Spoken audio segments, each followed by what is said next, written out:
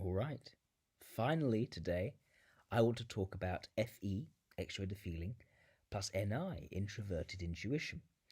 And this is the flavoring of extroverted feeling that the Myers-Briggs type indicator and Jungian cognitive functions forgot about. They didn't really know how to describe and cover this properly.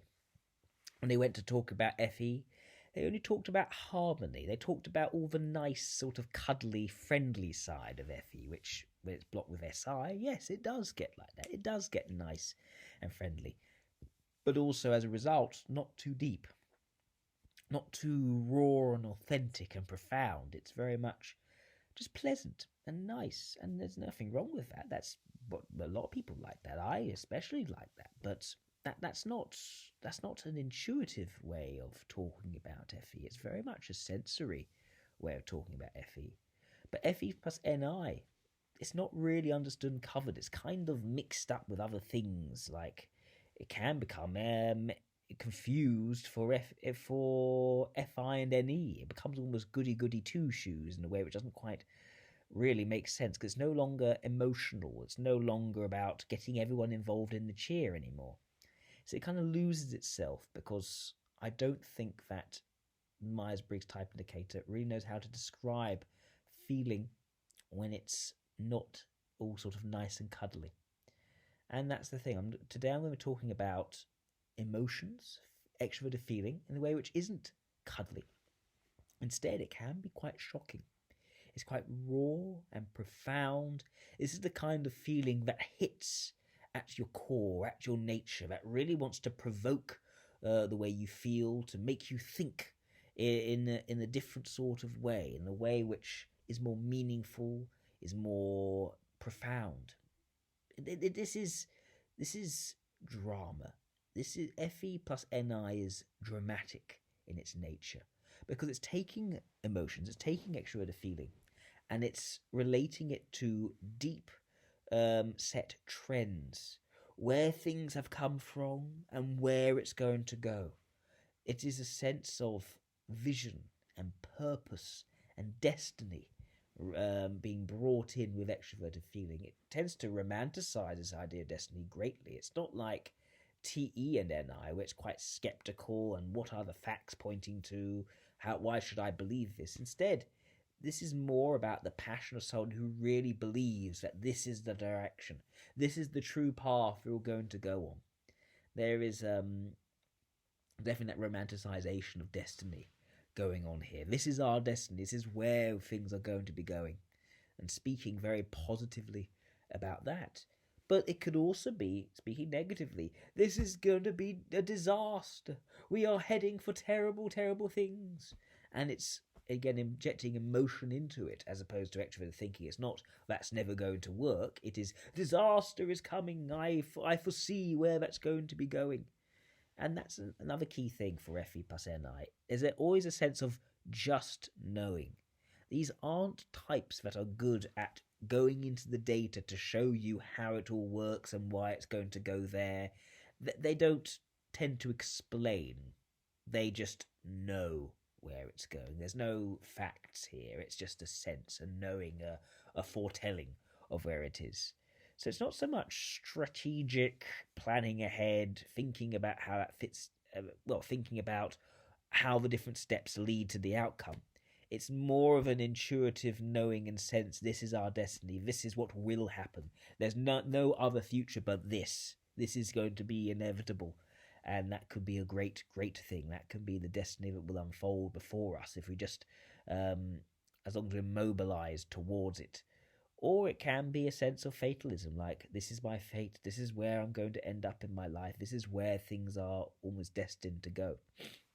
So there's a lot of this going on with extroverted feeling and introverted intuition, the sense of a meaningful, significant, profound unfolding or destiny or journey, and the extroverted feeling aspect, which is the emotions around that feeling of the profound, that sense of what is out of the ordinary. That's also another thing here. Out of the ordinary. These are not types that tend to like doing day-to-day trivial, practical tasks. In the same way, TE and NI really struggles with sort of the day-to-day social niceties. FE plus NI really can't stand the menial tasks. The almost, to them, it can almost seem like slave labour. The idea they're, washing the dishes. It depends also how one's brought up, of course. There is variation here. If an FENI type is brought up in a more sort of,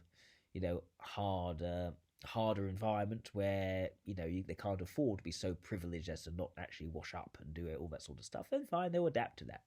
But a lot of the time, these are types who are seeking something special, something out of the ordinary, and they want to be out of the ordinary. They want to engage with the sublime aspects of humanity and be of the sublime aspects of humanity, not the everyday.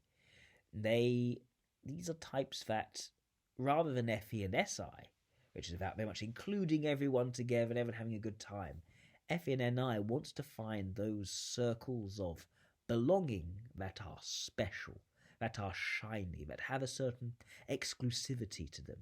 And these are types that certainly do not want to be excluded from the shiny group. Then they may end up having to form their own club. The idea of forming special clubs where you have to have certain shiny qualities to get in. They really like that sort of stuff. They want to belong to those sorts of circles. Something which elevates them above the humdrum and the mundane and the essentially unimportant. It's very much a thing. A lot of these types want to pursue a lifestyle of, could be extravagance perhaps. It could be something else. There are lots of different ways in which that can manifest. Whatever this lifestyle is, which is above the day-to-day or the mundane nature. And that can be shaped by, of course, faith and religion, whatever that looks like or feels like. But it's very much a sort of saying, this is not my scene. This is my scene. This is the scene I want to go for. And so that's the introverted intuition again.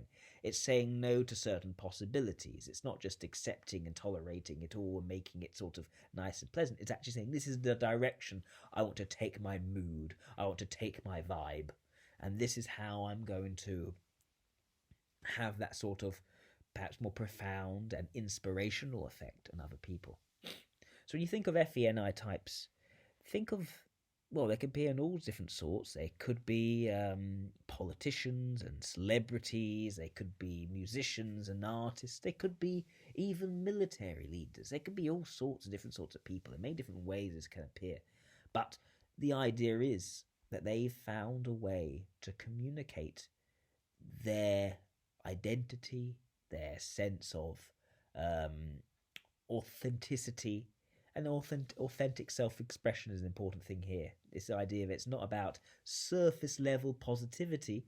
It's now about, no, we're getting at the real, raw, profound emotions, and we're sharing that because that's what's going to get people to feel, this is actually important. Can be a bit dramatic, can be a bit unnerving at times, right? But there are lots of ways in which you can find a career that works. So think of, for instance, a Ronald Reagan or a JFK. Very much a sort of more political kind of FE and NI, or Barack Obama or Emmanuel Macron. Other also very good examples of this sort of NI and FE coming together and this sort of being elevated. They're seen, of course, as being, a world leader and rising up to be a world leader and sitting on the global, on the world stage and being, trying to be a light and inspiration to all. But you also find people of this type finding their scene very differently. They can be, again, artists. They can be like Freddie Mercury. They can be like David Bowie, Lady Gaga, Kate Bush, the more introverted version. Very much their scene is one of creativity. And for them, rather than affecting people through speeches and being on the world stage, it's far more about writing, creating music that inspires people, that gets people undergoing all sorts of emotional transformations. So that's another way in which it can be. But also you can have people who are, of course, conquerors and military leaders as well. You think of as military leaders, Douglas MacArthur, or going further back, maybe Pompey the Great or Mehmed the Conqueror. So there are many different ways in which this can show up religiously as well. It is thought that maybe the Prophet Muhammad was FE and NI as well. Again, there's always with these sorts of types a certain charisma and the ability to profoundly affect people and get them on board with some sort of vision or destiny which they romanticize, and they think this is the true part. This is the thing which really has resonance and significance for me, and I think for you as well. And so we're going to take this together forwards in wherever we're going. Very, very important. Certain philosophers as well, say a Friedrich Nietzsche or even Karl Marx as well. This idea of history naturally, almost inevitably unfolding a certain direction. Oswald Spengler had that tendency as well, but he might have been a slightly different type. But yeah, this idea that for Nietzsche, the giving way to the Übermensch, that we are destined to give way to this next super being, and conveying this sort of very passionate philosophy, which you get when you read Also sprach Zarathustra. Again, it's not comfortable, it's not nice. Sometimes these types are confused for NTJs in my speech because they're not always cuddly. They don't have to be cuddly. I said Adolf Hitler, another example, not cuddly at all. Horrible, horrible, horrible human being, but very passionate, very charismatic, very able to affect things on the profound, universal level, and to become iconic. In his case, iconically evil. But there are many iconic figures: JFK, Mahatma Gandhi, Nelson Mandela. There are more celebrities of this sort than almost anyone anywhere else, because they're the ones who are able to hit the public consciousness and to become iconic and profound in some sort of way, to really create social movements through in a way which both unifies and directs. It's not just sort of the cuddly party everyone gets together. It is leading somewhere. It is trying to take things in a important trajectory or direction. So yeah, that's what I would say about this, about FE and NI. It's not humdrum. It's not day to day. It doesn't like sort of the, it doesn't like that sort of mundanity. It very much reaches for the sublime and is about authentic, profound self-expression. Although at times, sometimes that they may sort of lose sight of that authenticity. They may end up becoming a sort of fake it till you make it sort of person.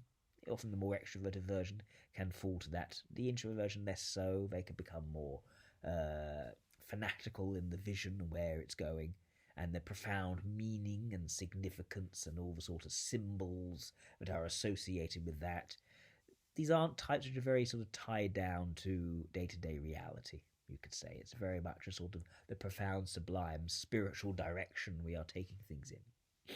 So yes, that is extroverted feeling and introverted intuition. It's still doubly internal, but it's very much sort of doubly internal, then starting to try to reach out to affect, to change. But it's definitely coming from that inner sense of identity and wanting to change the reality around them eventually in line with their inner identity and their sense of what is profound and meaningful of themselves.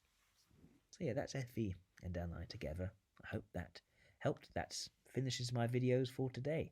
So now I'm going to go blow my nose because I got a cold. All right, speak soon.